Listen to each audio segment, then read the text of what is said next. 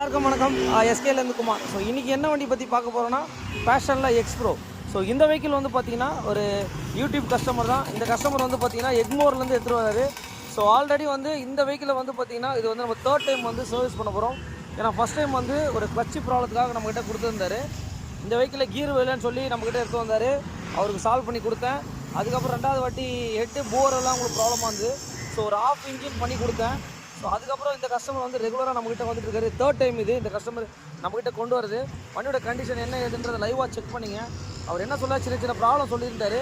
So ஒரு entire சர்வீஸை வந்து எனக்கு பண்ணி கொடுங்க அப்படின்ற மாதிரி சொல்லியிருக்காரு. ஸோ இந்த வெஹிக்கிள் வந்து எக்ஸ்ப்ரோ 89,683 கிட்டத்தட்ட வந்து பார்த்தீங்கன்னா ஆல்மோஸ்ட் ஒரு 1 lakh கிலோமீட்டர் ஓட போகுது. ஒரு நல்ல மெயின்டெனன்ஸாக வண்டி வச்சுருக்காரு. பார்த்தீங்கனாலே தெரியும். மெயின் வந்து பார்த்தீங்கன்னா நம்மக்கிட்ட அவர் கொண்டு வரதே டைமிங் தாங்க. அவர் என்ன கேட்குறாரு, காலையில் வண்டி கொடுத்தா சாயந்தரம் கொடுத்துருங்க அப்படின்ற மாதிரி கேட்டிருக்காரு. ஸோ கண்டிப்பாக கொடுக்குறேன்னு சொல்லி வாக்குறுதி கொடுத்துருக்கேன். Thanks to all.